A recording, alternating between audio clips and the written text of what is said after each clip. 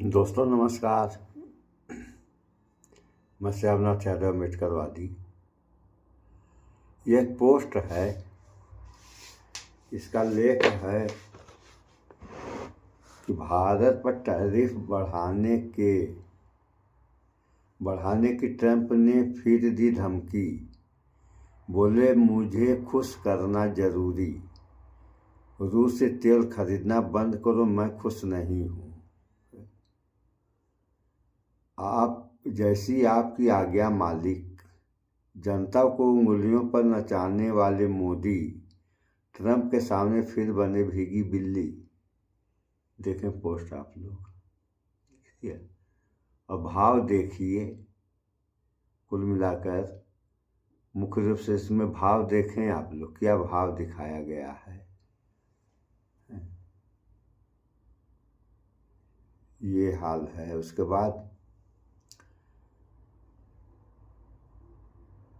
इसमें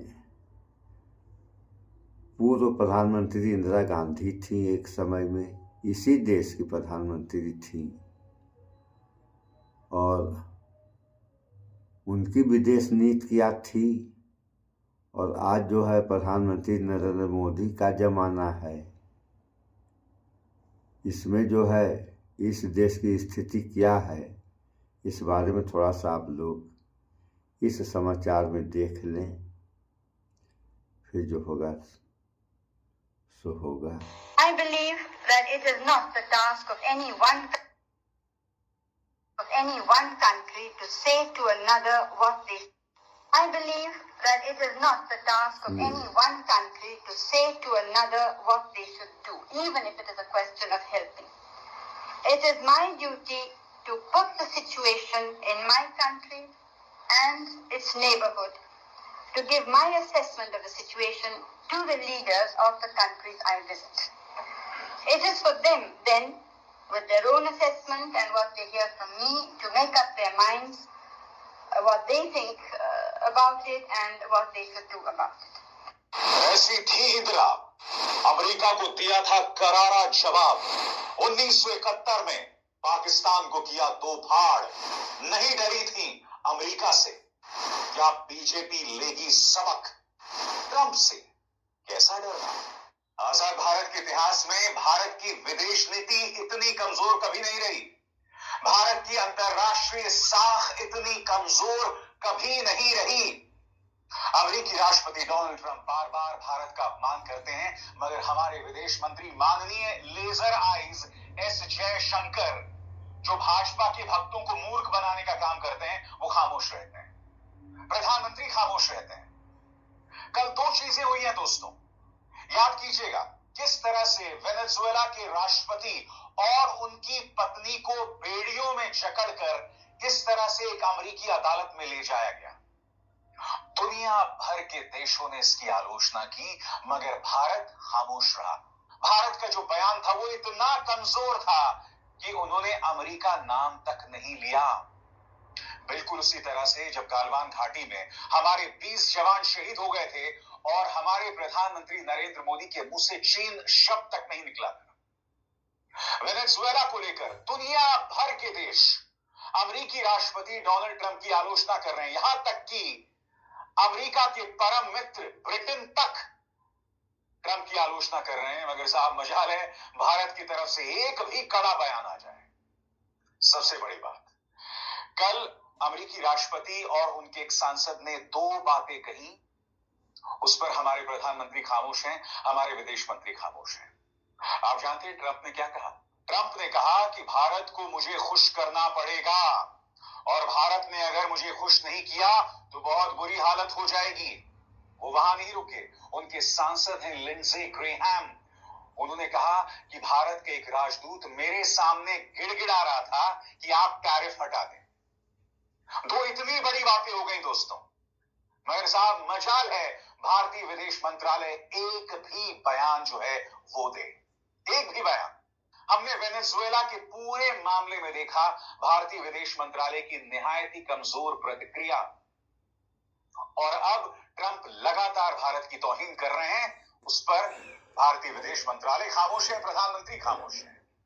आज कांग्रेस सवाल पूछ रही है कि एक इंदिरा गांधी थी 1971 में, जब भारत की हालत बहुत कमजोर थी, जब भारत ने पाकिस्तान को दो फाड़ कर दिया था, उस वक्त अमेरिका लगातार भारत को धमका रहा था, मगर इंदिरा गांधी नहीं झुकी। तो ये सरकार क्यों झुक रही है? अभी तो जंग का माहौल भी नहीं है। कांग्रेस सवाल पूछ रही है कि ट्रंप से इतना डरते क्यों हो? सुनिए सुप्रिया सुनीत ने किस तरह से प्रहार किया प्रधानमंत्री नरेंद्र मोदी और उनके विदेश मंत्री पर। सुना जाए। 1971 की बात है। इंदिरा जी ने पाकिस्तान के दो टुकड़े करने का मन बना लिया था। हमारी सेना हमलावर थी और तब अमेरिका ने अपने तेवर दिखाते हुए कहा कि वो 7वां बेड़ा भेज रहा है। इंदिरा जी ने कहा 7वां बेड़ा तो क्या, आप 70वां भी भेज दीजिए, हम आपसे डरने वाले नहीं है। पाकिस्तान को तो हम सबक सिखा के रहेंगे। पाकिस्तान के उन्होंने दो टुकड़े की और विश्व का भूगोल बदल दिया। ऐसी थी इंदिरा गांधी। और इंदिरा गांधी बनने की तमन्ना रखने वाले नरेंद्र मोदी की असलियत सुनिए। डोनाल्ड ट्रंप अपने चाटुकारों के साथ, अपने अधिकारियों, अपने सेनेटर के साथ खड़े होकर दिन दहाड़े भारत का अपमान करते हैं, हमारा तिरस्कार करते हैं, हम पर फब्तियां कसते हैं, ह्यूमिलिएट करते हैं, स्निगर करते हैं हम पर। वो ये तक कहते हैं कि नरेंद्र मोदी को पता है कि वो आजकल खुश नहीं है, तो उनको खुश करने के लिए नरेंद्र मोदी जी हर काम कर रहे हैं। जैसे रूस से तेल इसलिए कम खरीदा जा रहा है क्योंकि नरेंद्र मोदी डोनाल्ड ट्रंप को खुश करना चाहते हैं। और उसके बाद उनके बगल में खड़ा हुआ सेनेटर कहता है कि भारत के जो एम्बेसडर है अमेरिका में, वो गिड़गिड़ा रहे हैं और कह रहे हैं कि साहब को समझाइए, हम लोग रूस से तेल कम खरीद रहे हैं, हमसे वो खुश हो जाए। अरे भैया, ऐसा क्या खुश करने का मन बना लिया नरेंद्र मोदी जी ने, जो देश की अस्मिता, देश के सम्मान, देश के आत्मसम्मान से ज्यादा है? ये सब कहा डोनाल्ड ट्रंप और उनके साथियों ने, लेकिन भारत सरकार की ओर से नरेंद्र मोदी के मुंह से चू तक नहीं निकली भारत के सम्मान पर। कितना कायर प्रधानमंत्री है इस देश का। किस मोड़ पर लाकर इस देश को खड़ा कर दिया है कि डोनाल्ड ट्रंप हमारा खुलेआम अपमान कर रहे हैं। और तो और, जब अमेरिका ने वेनेजुएला के राष्ट्रपति को गिरफ्तार किया और छोटे छोटे देशों ने इसकी निंदा करी, क्योंकि international laws, international treaties, UN charters को ताक पर रखकर यह काम किया गया था। भारत का स्टेटमेंट पढ़िए, उसमें अमेरिका का नाम तक नहीं है। क्यों थरथराते हैं मोदी जी, में समझ नहीं पा रहे हैं। मतलब विश्व गुरु बनने की चाहत है, लेकिन दुनिया में अगर कुछ गलत हो रहा है तो उसको गलत कहने की हिम्मत नहीं है इनके अंदर। छोटे छोटे देश उसकी निंदा कर रहे हैं। जिस तरह से यूएन चार्टर्स का, जिस तरह से ग्लोबल ट्रीटीज का, जिस तरह से वर्ल्ड वॉर 2 के बाद एक सामंजस्य जो देश दुनिया में आया था, उसको तोड़ने की कोशिश की गई है यहाँ पर। कितना कायर प्रधानमंत्री है जो इस देश की अस्मिता के लिए, इस देश के अपमान के खिलाफ, इस देश के सम्मान में अमेरिका की बुलिंग को, अमेरिका के तिरस्कार को तिरस्कार नहीं कह पा रहा है, भारत के सम्मान की रक्षा नहीं कर पा रहा है। धिक्कार है मोदी जी, आप पर धिक्कार है।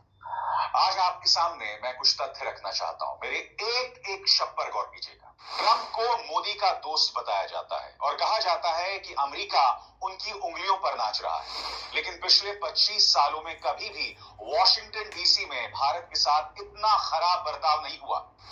अब सिर्फ अनदेखी ही नहीं हो रही, बल्कि भारत को हल्के में लिया जा रहा है। और ये सीधे तौर पर मोदी के 11 सालों के प्रधानमंत्री कार्यकाल का नतीजा है। अगर विदेश नीति की सारी सफलताएं मोदी और उनकी पर्सनालिटी की वजह से थी, तो जो बेइज्जती आज भारत झेल रहा है, उसकी जिम्मेदारी भी उन्हीं की है। इसका ठीकरा किसी और पर नहीं छोड़ा जा सकता। सवाल ये कि 11 साल से ज्यादा प्रधानमंत्री रहते हुए आपने भारत को हर तरह की परिस्थितियों से निपटने के लिए कैसे तैयार किया? साफ है दोस्तों, भारत के सामने जो परिस्थितियां हैं, भाजपा सरकार नहीं जानती कि उससे कैसे निपटा जाए। सबसे पहले सुनिए उनके एक सांसद क्या कह रहे हैं। सांसद है लिंडसे ग्रेहम, ट्रंप की मौजूदगी में कहते हैं कि एक भारतीय राजदूत मेरे सामने गिड़गिड़ा रहा था कि टैरिफ हटा दो। अब तक इस बयान पर कोई प्रतिक्रिया नहीं आई है। सुनिए लिंडसे ग्रेहम ने क्या कहा।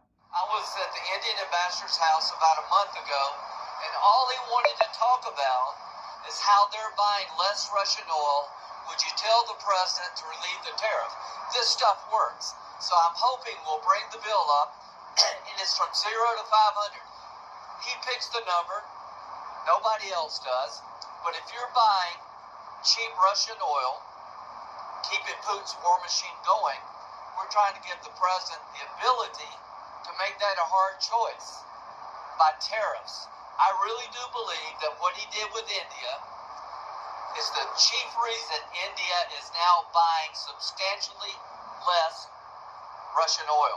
So I hope we pass this bill soon. और बात वहां नहीं रुकती है।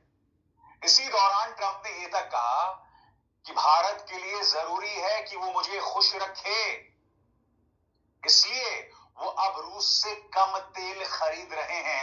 यानी कि ट्रंप जैसा सिरफिरा आदमी ये तय कर रहा है कि मेरे देश की विदेश नीति क्या हो।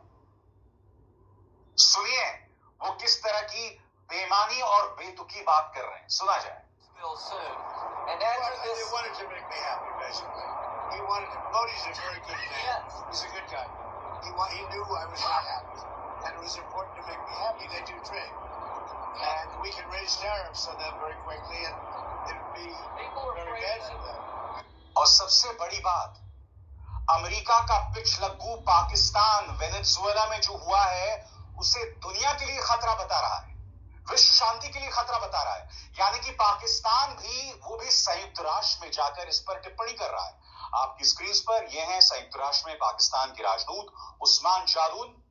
वो क्या कहते हैं, गौर फरमाएं।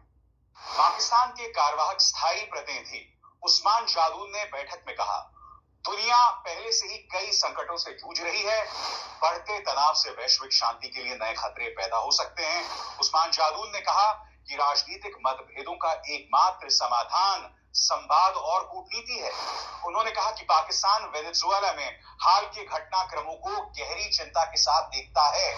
वो आगे कहते हैं, संयुक्त राष्ट्र का चार्टर हमें किसी भी देश की क्षेत्रीय अखंडता या राजनीतिक स्वतंत्रता के विरुद्ध बल प्रयोग या धमकी से बचने के लिए बाध्य करता है। संयुक्त राष्ट्र का चार्टर सदस्य देशों को संप्रभु समानता, दूसरों के आंतरिक मामलों में हस्तक्षेप न करने और अंतर्राष्ट्रीय विवादों के शांतिपूर्ण समाधान के लिए भी प्रतिबद्ध करता है। यानी कि पाकिस्तान अमेरिका को संदेश दे रहा है, दो टूक कह रहा है, बगैर डरे अपनी बात कह रहा है। तो फिर भाजपा सरकार खामोश क्यों है? वेनेजुएला को लेकर उसका रुख इतना कमजोर क्यों? मैं फिर आपसे पूछना चाहता हूं कि ट्रंप ये तय करेगा कि भारत की विदेश नीति क्या हो। बनने का तो डिजिटल इंडिया बन ही गया है और 2047 तक विश्वगुरु भी बनने वाला है। और स्थिति विश्वगुरु की क्या है तो आप लोगों ने समाचार में सुन ही लिया है। और अब इससे ज़्यादा हम क्या कह सकते हैं। अगर यही हाल रहा तो इस देश और इस देश की जनता का क्या होगा। इन सब बातों पे कौन विचार करेगा। इन सब बातों पे कर्णधारों के साथ साथ आप जनता को भी विचार करना चाहिए, क्योंकि पैसे वालों का क्या है, अरे संकट आएगा तो अपना रफू चक्कर हो जाएंगे। रह के बाद गरीबों को तो ये कहाँ जाएंगे। अब जब ये नहीं कहीं जा पाएंगे तब इस देश और इस देश की जनता का क्या होगा। इन सब बातों पे थोड़ा विचार करें आप लोग। तो इस वीडियो में इतना ही। स्वच्छता अपनाएं, शुद्ध खाएं, स्वस्थ शिक्षित बने। जय विज्ञान, जय संविधान। नमस्कार।